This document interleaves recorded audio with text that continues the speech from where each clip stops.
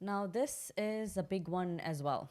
So, a lot of people are obviously watching the news and they are, figuring out that maybe going to Toronto may not be the brightest idea.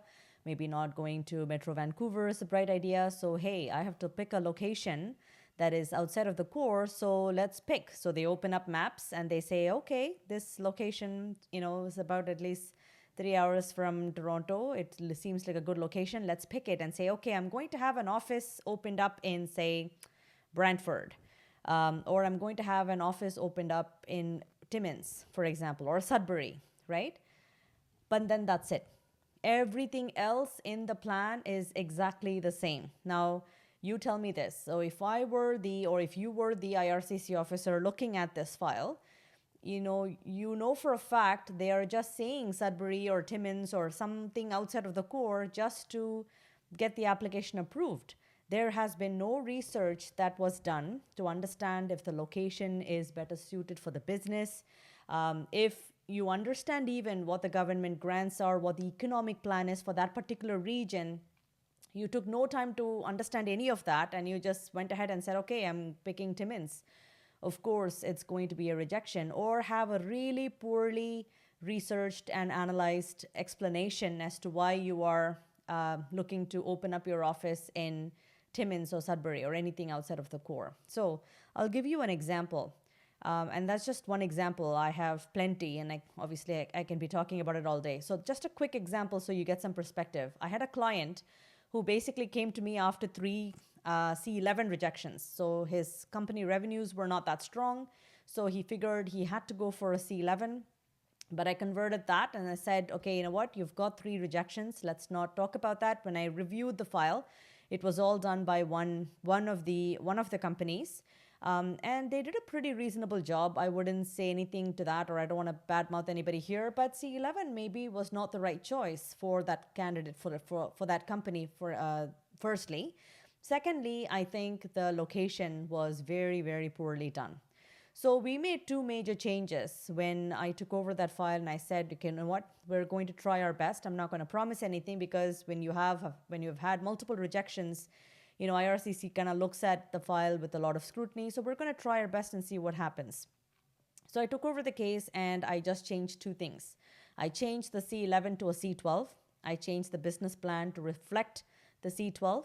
And the third thing I did was to change the location to Sudbury, because this person was in the IT business. And when I say IT business, he was in the business of sort of like a startup studio. Okay, so he would help other companies sort of come in and sort of incubate and gonna grow within his startup studio until the company gets to a specific level.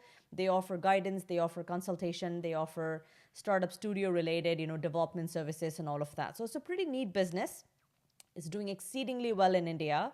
But again, revenues were not as per or as much as even ICT companies need, or companies need to qualify for ICT. But I still gave it a shot because I thought he had everything else kind of checked the box. And just changing the location, I think, I thought would have been extremely good. So now, all of the C11 applications were made with a completely different location. So obviously, I can't just randomly say, okay, now we're changing to C12 and we're changing to Sudbury. So that means we had to do a complete analysis of why Sudbury, right? I also actually made another video on why you should move to Sudbury. So if you haven't watched it, watch that. But anyway, we completely did an analysis on what the economic strategy plan is. First, for Sudbury, what is the government going after? In general, in Canada, companies like this, are there any grants? Then we came across so many different things. When you dig deeper and deeper and deeper, you basically have to show IRCC that you have a very solid understanding of what the market is. You have a solid understanding of what the economy has to offer and how this company that you're bringing into Canada can be plugged into the economic system of wherever you're taking the company to, right? And one thing I absolutely love about IRCC is they read everything you send them.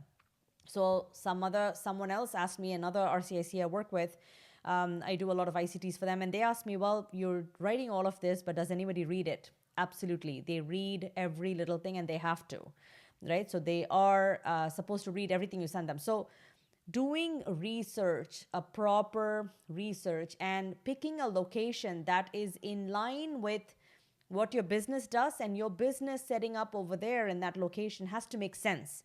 It cannot just be like, okay, just pick Timmins because Priya said you have to be outside of the core. Let's just pick Timmins. Let's just pick Timbuktu. It doesn't work like that. So you have to have a very clear understanding of why your business can be a good fit for Sudbury or Timmins or wherever. What are the different government programs that is in favor of businesses like yours? So once you give IRCC this overall view that you know what you're doing, you know your stuff, you know your business, and you've done your research, that will go a long way. And if you don't do any of that, it's definitely going to get rejected.